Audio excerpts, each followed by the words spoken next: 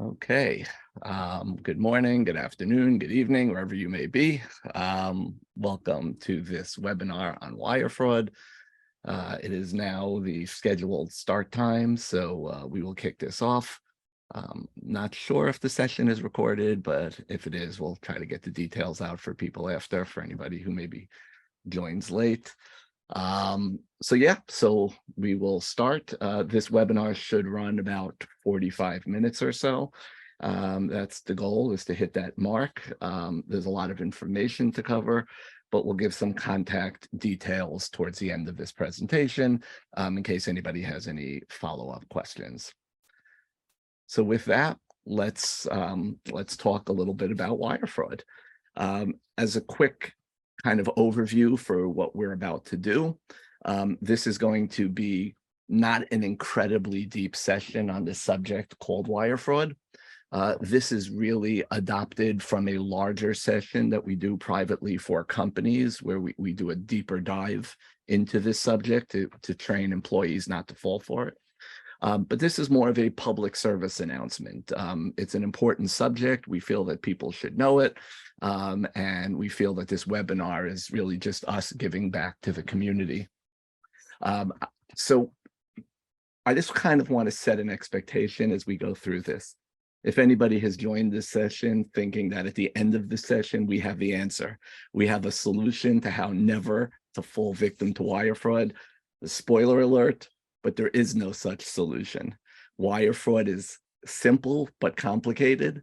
It evolves all the time, and the best thing we can do is help mitigate the risks. But there really isn't a product that I'm going to sell you at the end of this webinar that will stop wire fraud. So just to put that out of the way, put that out in the beginning here. So we have a lot of stuff to cover in a short period of time. So with that, let's kick it off. The key objectives of this webinar: we're going to talk a little bit about what is wire fraud. We're going to talk about some of the methods being used to create it, or to how it happens. And this is really the important part. If you understand how wire fraud takes place, you're in a better position to identify it and not let it happen to you or your company. Like I said before, it's not something that there's an obvious way to stop. The best we can do is educate ourselves, be aware of different methods that are being used, and be conscious of the fact that when we identify something to happen, that identify it early and respond to it or stop it as early as we can. We'll talk a little bit about how the scam has changed over the years. This subject is interesting because a lot of people think they know everything about it.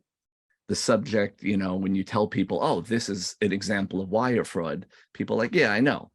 But yet people still fall for it. So it's important to understand how this type of scam has evolved over the years, and it's been going on for a very long time. We'll talk about some strategies to mitigate, things we can do to make it a little bit less risky and a little less likely that it will happen to us or that we will fall victim to it. And then we'll talk about some things to do that if it does happen, what you should probably do right away.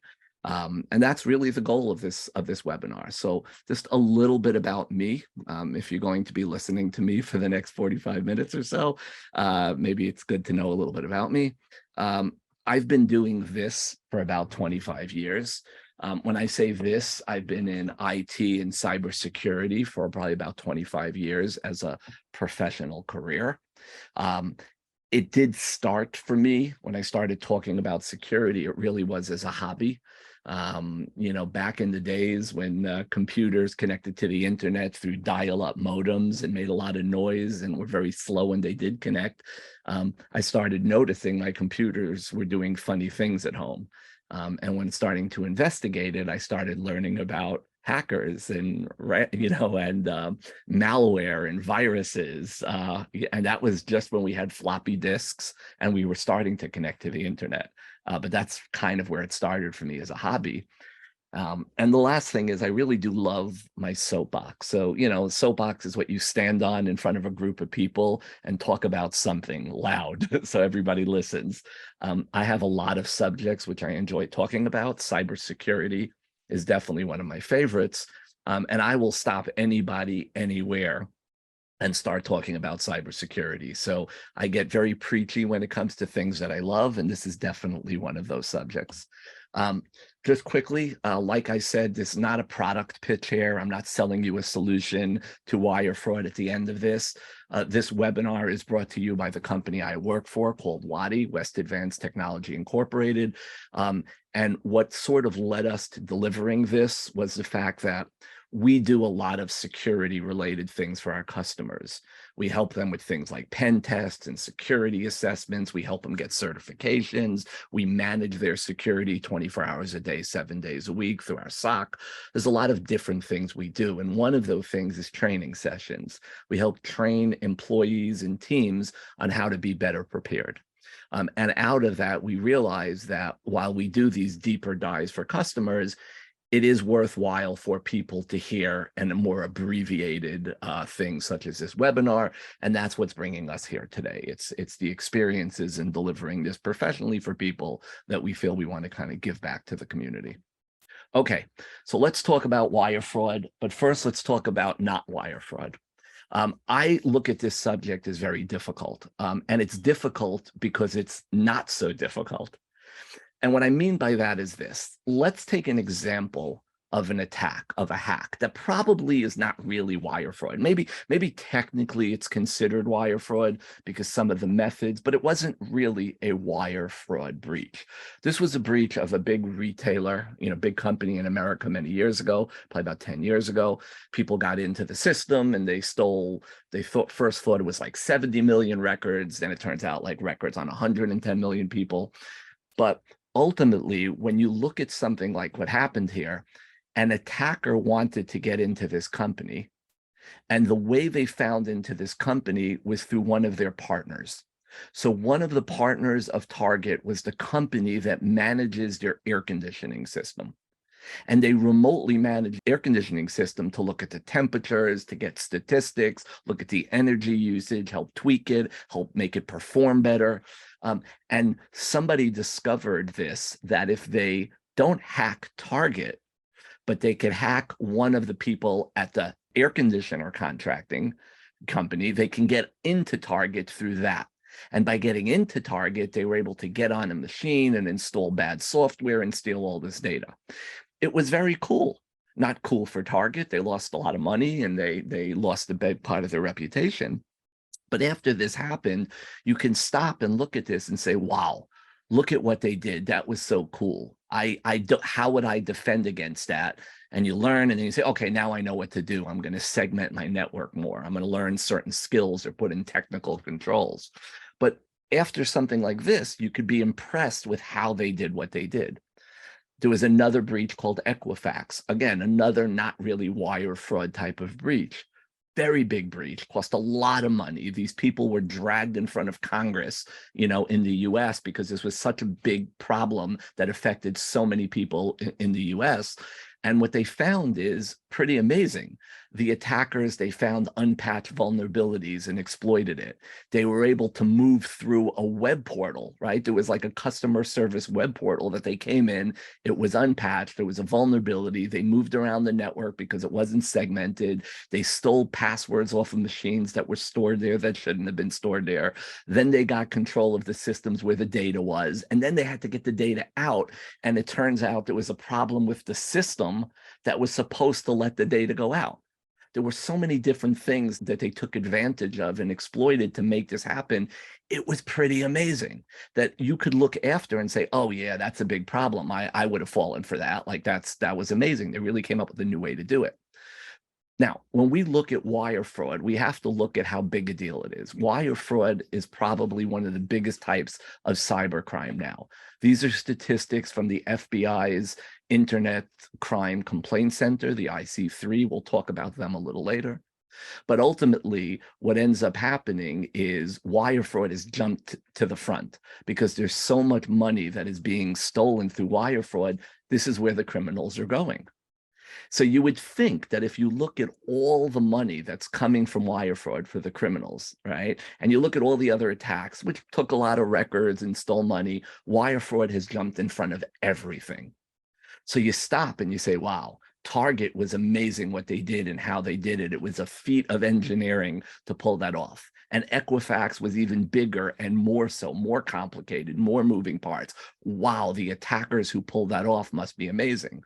When you look at wire fraud and you see how much money's going out, you stop and you think, wow, Liam Neeson must be behind this, right? Now, I use this slide just kind of as a little bit of a joke because I think people all over the world recognize this guy in this movie. And this is Liam Neeson in a movie on the phone with someone telling them that, listen, I have a special set of skills.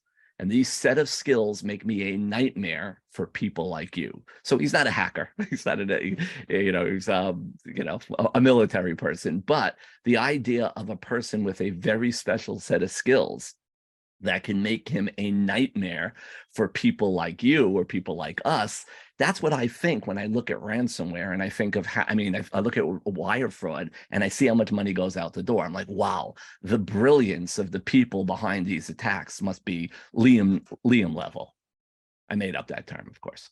But the reality is wire fraud is happening for one simple reason. Are the guys doing it smart or girls doing it? Anybody can commit wire fraud, sure. But what they're really doing is they're taking advantage of us, of the human being. It is the people that are the weak link in almost every wire fraud. Now, I say almost every wire fraud because I don't know about every fraud that's ever taken place. But every time I read about an event, every time I read about something that happened and somebody that lost money, I stop, or companies that lost money, I read about it, and it's always somebody fell for something. And when we think about protecting ourselves, and this is in general about cybersecurity, we think in terms of tactics, techniques, and procedures, or the TTPs. This is a big concept in cybersecurity. TTPs say, look, I'm going to learn from things. I'm going to learn the methods and the tools and the techniques of what attackers do. And by learning about how they do what they do, I'm going to learn how to defend myself against what they do.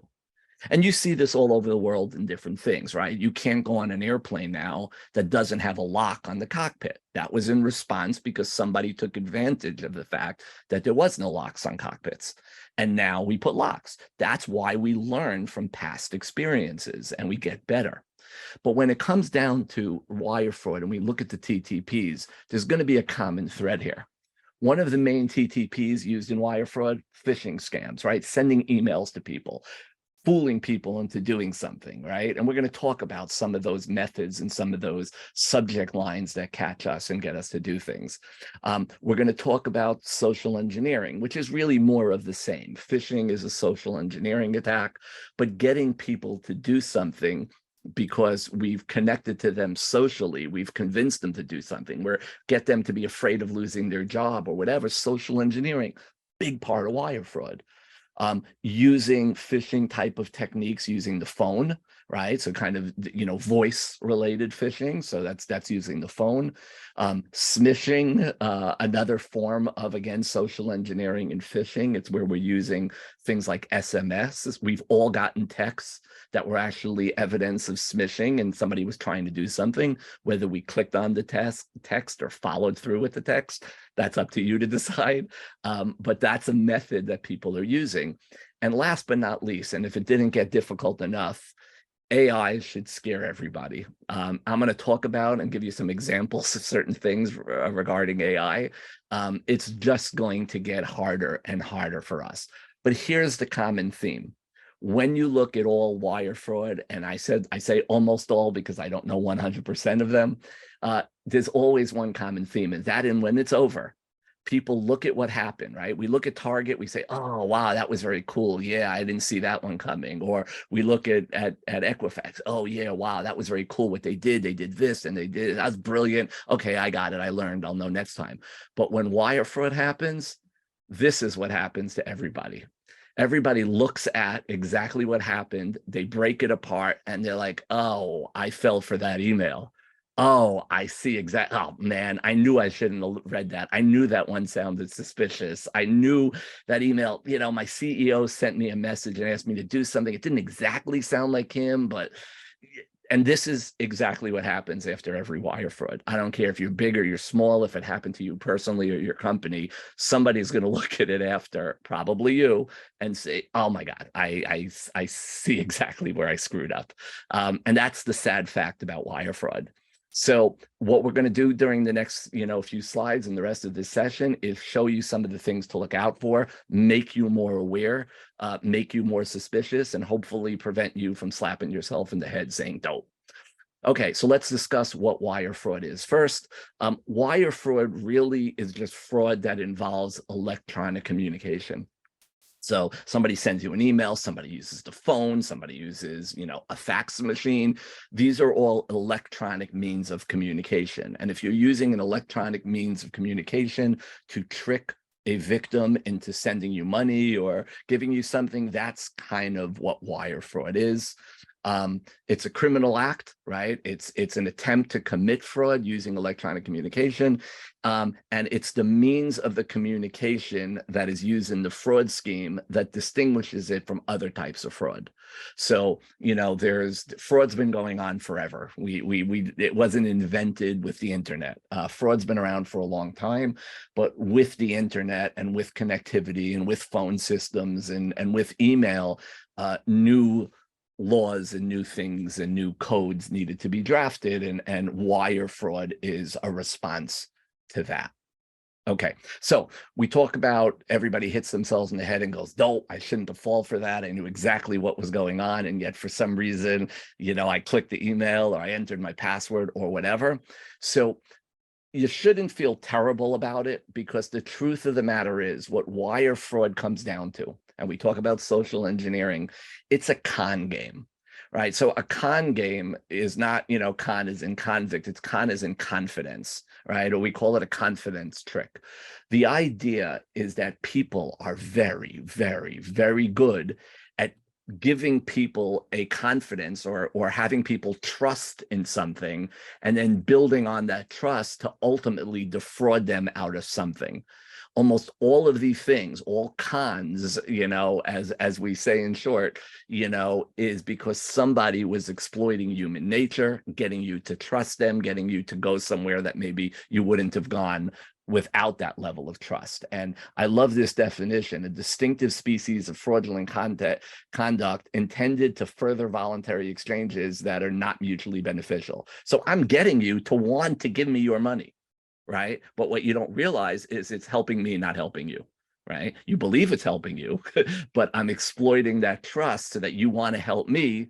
And it's asymmetrical. The benefit is to me, it's not to you. I think that to me is one of the simplest definitions of a con game, which ultimately explains wire fraud. All right, so let's go a little quicker and talk about the evolution of the scams, and we'll look at some examples and things we can do to recognize and protect ourselves against it.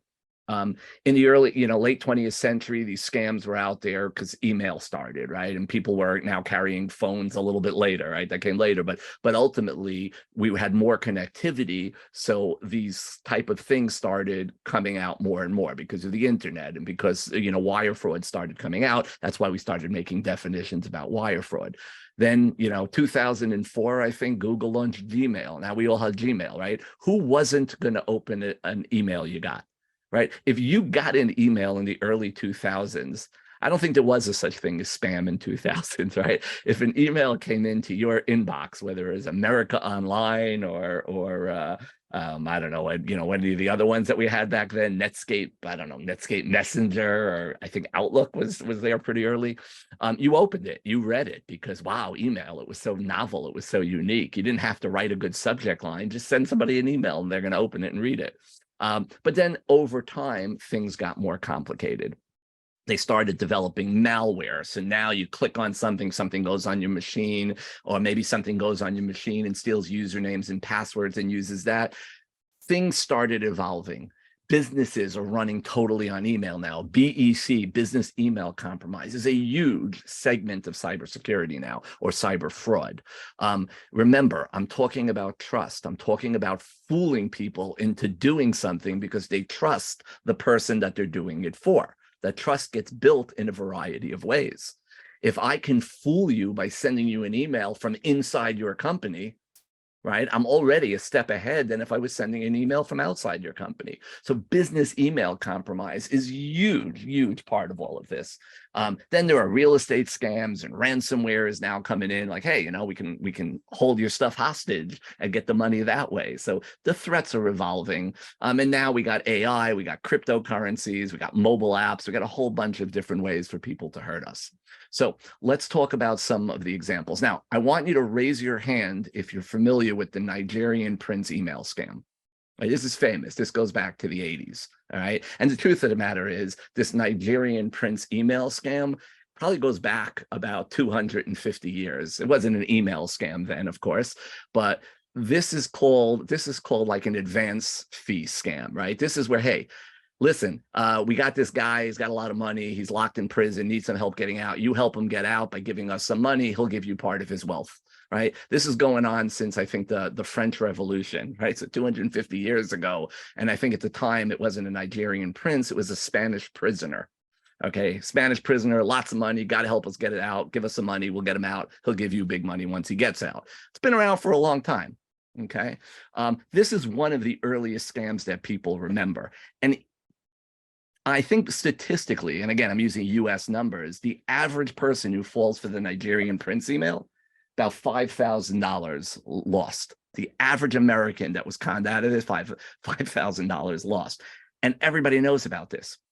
Now, I am curious how many of you actually raise your hands. There's no camera on. I can't see you, but some of you raise your hands because you wanted to do good. You wanted to help out. It's human nature. You want to give the right answer. And that's part of the game, right? Somebody raised their hand, and probably quite a few people raised their hand because I asked you to. But why, right? And that's kind of some of the stuff that we're going through there. So yeah, I see some people are kind of reacting that they raise their hand as well. So the Nigerian prince email scam, this plays on people wanting to help. There's another big thing there that becomes a problem in a lot of things, and it's called loss aversion. There's a couple of economists who won the Nobel Prize. I think one of them won the Nobel Prize, the other one had passed away, in behavioral economics. And basically what they said and what they discovered and they tested and proved is that the pain from a loss is far greater than the pleasure from a gain. And the way they described it, and again, I don't know how you prove this, but the way they described it is, if somebody stole $1,000 from you, you feel a certain amount of pain. For you to get a pleasure equal to the amount of pain that you perceived by losing the $1,000, you needed to gain $2,000. Right? Now, it wasn't that you have to get twice of what you lost to feel good. That really wasn't what the thing was. The point was the pain measurement was twice as much as the pleasure, right, for equivalent kind of stimuli. So ultimately, people don't want to lose. People will do what they can to lose. And part of that Nigerian email wasn't so much that, oh, I'm going to gain money. They didn't want to lose out on the millions of dollars they would get. Right? It's FOMO. It's fear of missing out. Fear of missing out was discussed back in 1979 by these two economists, right? It's called loss aversion. And this is a big part of it. People are afraid to lose. And I'm stressing this because when we talk about mitigation strategies, people don't want to lose their jobs. And if you're called to make a wire transfer because a customer is yelling at you and you're afraid of losing your job, you may be inclined to do the wire transfer because you think not doing it's going to cause you to lose your job. And it's a shift in that type of mindset that we need to look at to help us mitigate some of the problems. So when we talk about fraud in the olden days and we talk about phishing, and this, I say the olden days, this is still very much going on, we're always told to look for certain things, right? If you get an email, look at the email. Is the name right? Did they spell the company name right? Wait, does it say, Acme, or is is there two E's at the end of Acme, or your company? Did they spell company right? These are things that they're doing to try to get you to trust the email. But it's hard to sometimes write a really good, reliable, foolproof email. So you look for things like misspellings. You look for things like, hey, you're not going to be able to reach me because I'm in China this week. I need you to do this right away. Or, there's a lot of elements of an email that we're told to look for as suspicious. As a matter of fact, a lot of companies have a simple flag on any email that you get that comes from outside the company is flagged as this is from outside the company. And if it's inside the company, it's not flagged like that. That's why business email compromise works really well, because if you can make the email come from the company, people are not going to get the warning to say it's from outside, and they may trust it a little bit more. But this is what we're told to do, is to look for problems, look for mistakes, look for, oh yeah, why is this so urgent that I change the bank information, right? Oh, I can't reach you because you're in China. Great story, right? So these are examples of things that we look for in phishing, okay? But here's the thing about wire fraud. And this, I'm going to use this example because I think this is probably one of the more important things to understand. There was a book, and I don't know how many people are familiar with this book, but there was a story back in, I don't know, 10 years ago, 7 years ago, I'm not sure, called One Red Paperclip. And the idea here is that a guy had one red paperclip, and he went ahead and he wanted to see what could he trade that paperclip for. So he traded that one paperclip for a pen, right? Seemingly something with more value than the paperclip. He then said, what can I do with the pen? He traded it to someone for a doorknob. Okay. And he said, well, what can I do with the doorknob? And he went on and on and on until 14 trades later. Right. If you know this story, you're not going to be surprised by my next click. But if you don't know this story, 14 trades from the paperclip, he had a house. This wasn't fraud. He kept finding things that he could trade to someone who wanted it more, who gave him something bigger.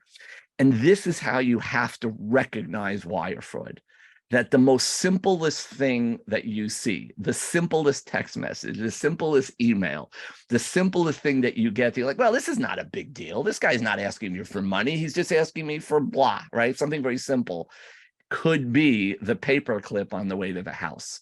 That's how wire fraud is occurring now. So as an example, Save the Children. It's a charity here in the US, or actually I think they're global, but ultimately somebody conned them out of $1 million.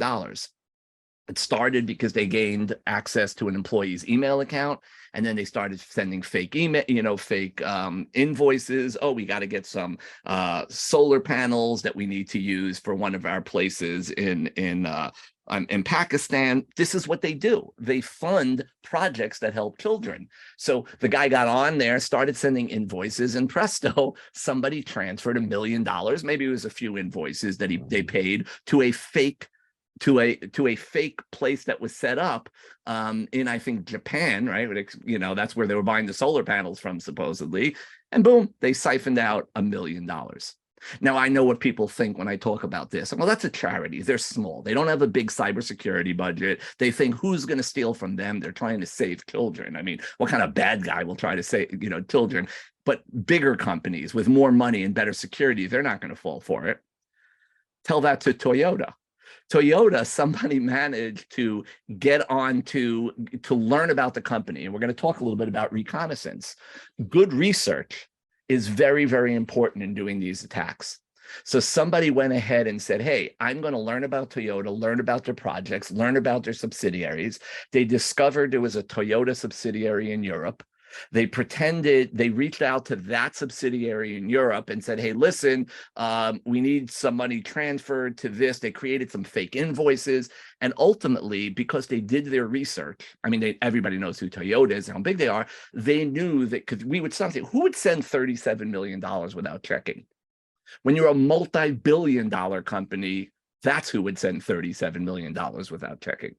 Okay. Now, you and I mean, I don't know who you are, but we wouldn't send, maybe $10 is our limit for out checking, maybe $1,000, maybe $10,000, right? There's a threshold, and they will find that threshold and exploit it, right? Maybe they tried 40 million a year earlier and it didn't work. And they said, 40 million may be the cutoff. Let's go under 40 million. And they got it. Okay. So let's talk about this. Oh, and by the way, wasn't the first time. That was the third time Toyota was scammed that year. Okay, so it's not exactly, it's not exactly so simple. Okay, so here's my next thing. Do you know who this guy is? All right. I would say raise your hand, but nobody's going to fall for that now. So probably many of you know who this is. Famous actor, been around for a long time. I am not Morgan Freeman. What you see is not real. Well, at least in contemporary terms, it is not. What if I were to tell you that I am not even a human being? Would you believe me? What is your perception of reality?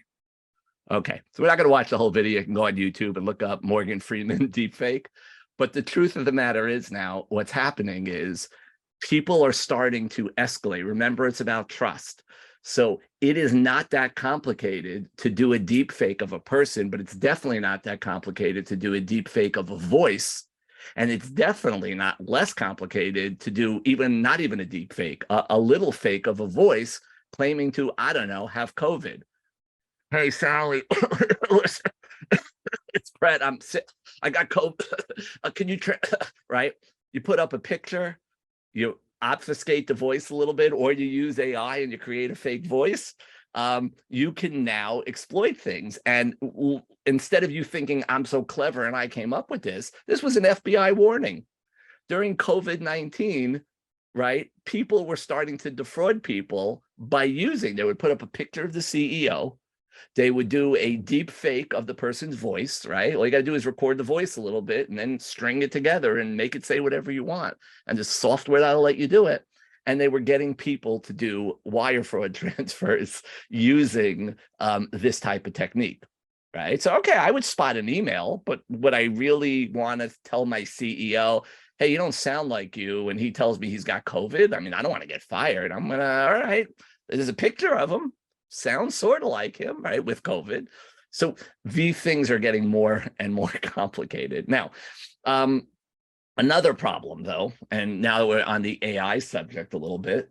Remember that email earlier where I said, let's look at the email, let's look at the misspellings. One of the more popular things, a lot of wire fraud scams come from, I say overseas, coming from the US. So I talk about a lot of what I do is for US audience, but a lot of the scams are coming from other places, right? We can all guess the various countries that scams are originating from. Now, English is a complicated language. So getting the words right, getting the grammar right, getting the punctuation right, getting the spelling right, it's not easy. It's not easy for people who natively speak English, let alone someone it's their second language. But guess what?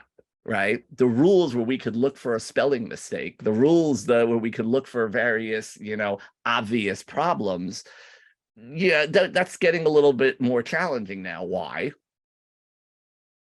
Because we got something called ChatGPT, right? Now, this is me simulating a conversation I had with ChatGPT just so it can work. But I asked it, can you create a script that a hacker might follow to commit wire fraud? Now, of course, it was nice, and it said, look, sorry, I can't do that, man. I'm AI. I'm not here to do bad. I'm here to do good. So I said, okay, well, I'm trying to do a training session for people, right? Can you give me some examples for education purposes only? I said, okay, yeah, no problem. So in that case, here you go. Do these type of things.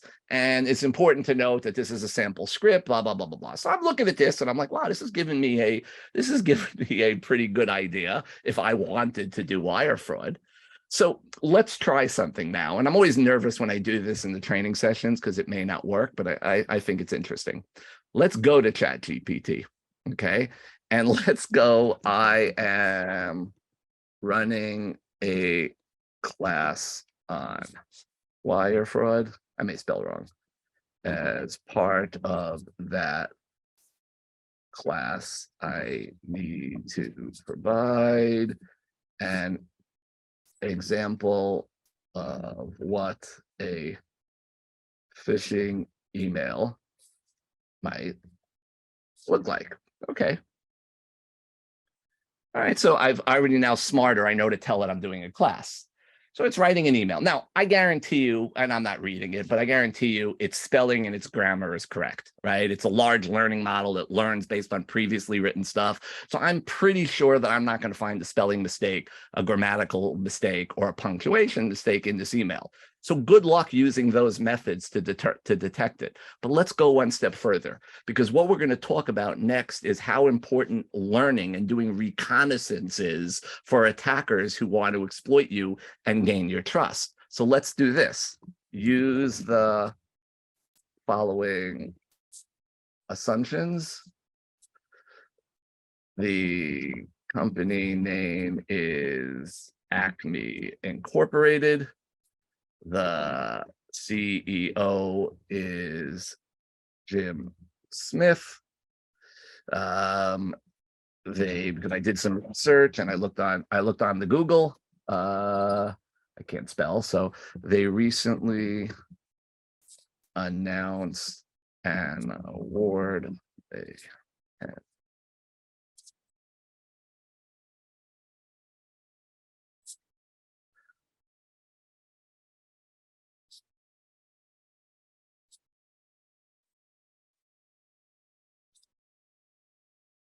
You didn't want to hear me talk what I was typing. Okay, data center, I think is one word, right? Okay, so I did some research online and I saw that that I got the company's name, I got the CEO's name. I found out that they're so excited that they're expanding. They made a whole big press release on the fact that they're building a new data center, blah blah blah blah blah, right? So now the email is, Dear Acme team. Okay, fine. We hope this server builders international, the construction of our data center, right? I didn't even say state-of-the-art data center, by the way, and added it. But the point is, you want to read an email and think you can figure out who's frauding you? Good luck. Right? This is getting more and more difficult. All right. So let's talk about a little bit about the business email compromise, because this is important. The attackers, like I just showed you, they're going to first decide who they want to go after. They're going to learn what they can. They're going to do reconnaissance about you before they start their attack, if they're smart, right? If they're not smart, maybe they'll just send the same email to everybody. But this is what we call spear phishing, when you kind of get some information and aim directly at your target. So we identify a target, and now we're going to start building confidence. Two of the examples I gave you earlier, people got on the system, started sending emails, said, oh, they started generating fake invoices. They started saying, oh, we're building a project in Pakistan. We're going to need solar panels. Then they probably sent an email like, oh, here's some proposals from various solar panel companies. Then they probably said, okay, we chose one of them. Here's an email. Here's an invoice from that chosen solar panel for the first installment, right? They play games. This is called grooming. We want you to trust, and the more you trust, the more I can get you to do. And I just heard a story last night about a woman who was conned out of $20,000 US, and she was conned. The way they did it to build the trust is they called her, pretending to be her bank, before they scammed her. They called her to say, listen, we're seeing fraudulent activity. Somebody's trying to transfer money. And they stayed on the phone with her as the helpful person from the bank, building her trust, making her happy. They stayed on the phone with her for hours, helping stop this fraud. And you can tell where this ended. Little by little, they were doing the fraud. You're going to get an email that says, here's your code. Please tell me what that is. And they stayed on with her for hours. And she was suspicious. She said, this isn't right. So she called the bank and said, somebody from the fraud department called me, a guy named Bob. He was telling me this, this, and this, but I see my money's still in my account. They go, well, if Bob said, don't worry about it. She called the bank. She got a call from the bank and answered. It turns out they were spoofing the number of the bank when they called her. And when she was calling the bank, the right number for the bank, they were saying, oh, if somebody's already talking to you from the fraud department, keep talking to them, not realizing that the person from the fraud department was fake. Okay, this is what grooming is all about, building trust. All right, so let's go ahead and talk a little bit about some of the business email compromise methods, right? Scams about invoices, letters coming from the CEO, pretending you're a vendor, payroll stuff. Hey, we're sending the payroll to the wrong account. Please change my account details and send it. I switch banks. I move states. Please switch the bank information. I'm the law firm for the thing. A lot of different subject lines that get people to, in a business context, that may get somebody to believe it. And again, we talk about big companies, small companies. I'm sure you've heard of Facebook or Google, right? These guys were scammed out of $121 million, right? And how? Because it was a vendor scam. Somebody knew that they do business with a company called Quanta Computer. Somebody went ahead and registered a company called Quanta Computer in a different country. right? Not every country will prevent you from registering a name. You know, if you probably try to register the name Google in any country in the world, they probably lock that down. But you go to some, you know, country and say, I want to register quantum computer. Like, all right, we don't have a quantum computer yet. Go ahead. So they registered an actual company that the Google does business with. They use that name to register in another country, I think Latvia, which is the same as the quantum computer, which was in Taiwan, the real company. And then they got them to send money to the bank for quantum computer in Latvia, which wasn't the right quantum computer. And that's how they defrauded Facebook and Google. Right. All right. So we talked about some of the TTPs. So smishing, we mentioned that's SMS related phishing. Everybody's gotten an email or a text message that says, hey, your package can't be delivered. As a matter of fact, that woman who lost the $20,000 after she was dissecting what happened, she realized a few days earlier she got a text message saying, we can't deliver your package. We need a $3 redelivery fee. And she was expecting packages. And she said, okay, whatever. She paid the $3 fee with a debit card. You know, again, in retrospect, pretty stupid. But the reality is you get the right person at the right time in the right circumstance, the one who's waiting for an important package, rather pay the $3 than risk losing it. And the rest is a $20,000 loss. We talk about phishing, the voicemail phishing, you know, sending voicemails to people. So again, another variation on that. Some of the subject lines to look out for, right? That usually, you know, are getting people afraid. They don't want to lose. They don't want their account deactivated.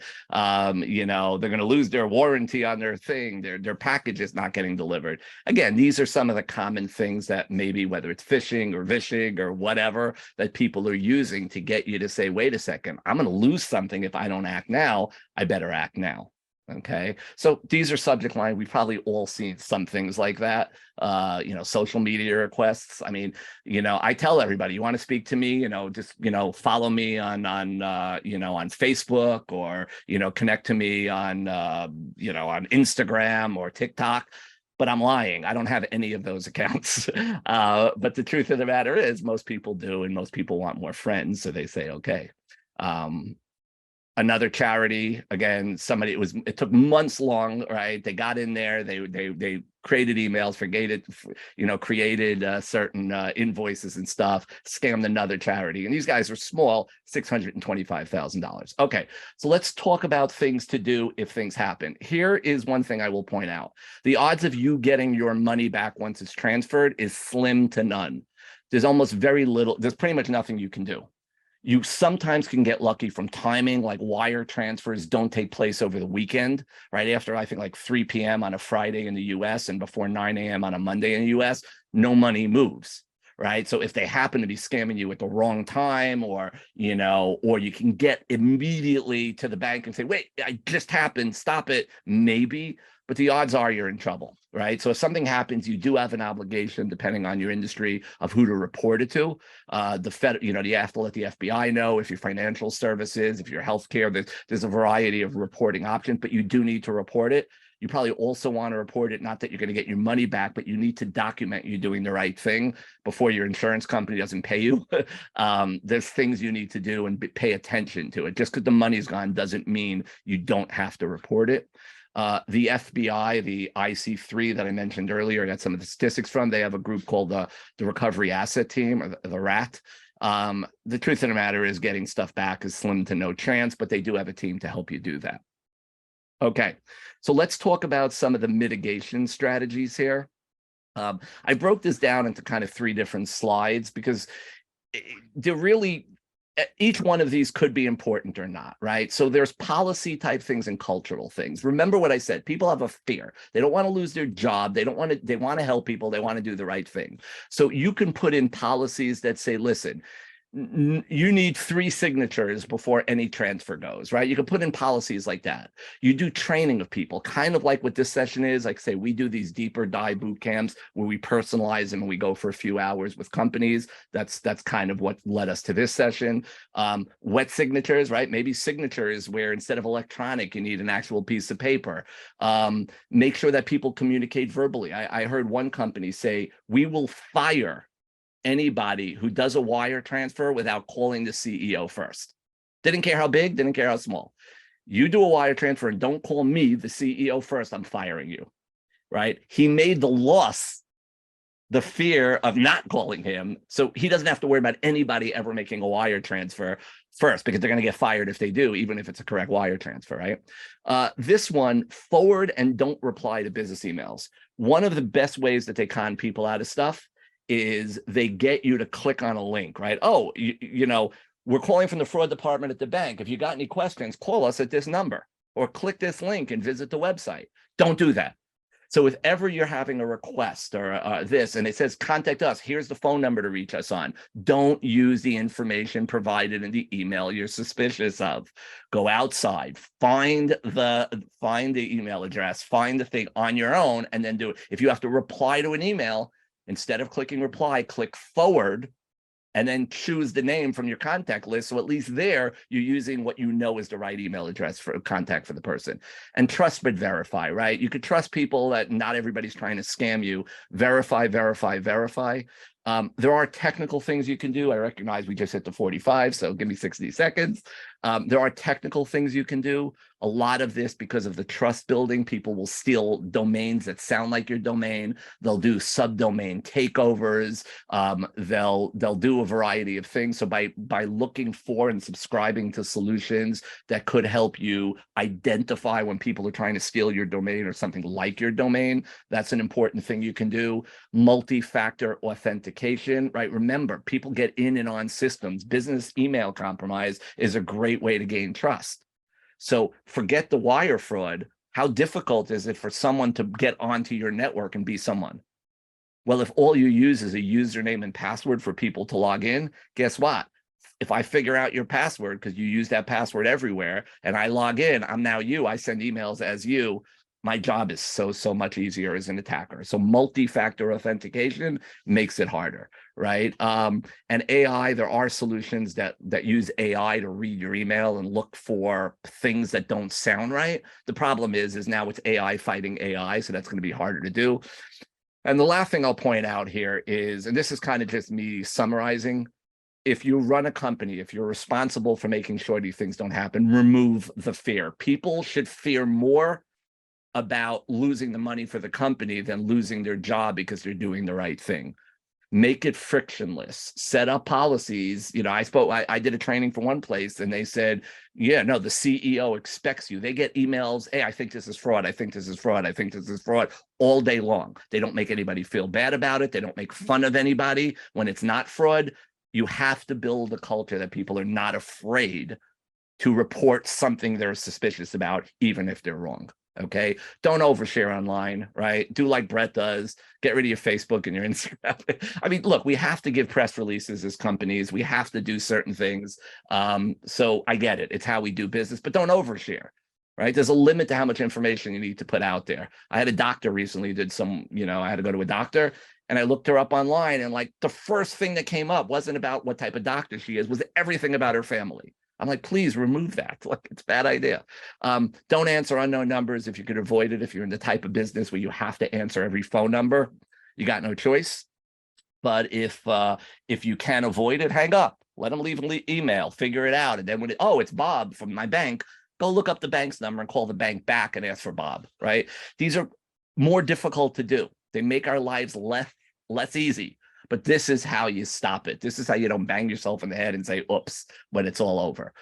Document conversations. This is more that if something happens and you speak to the bank, that woman I gave you the story about earlier, she called the bank and the bank says, oh, well, you're already talking to somebody from the fraud department. Don't worry about it. Guess what?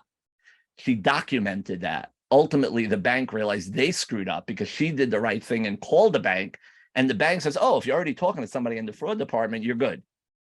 But the person she was talking to, she thought was in the fraud department, wasn't from the bank.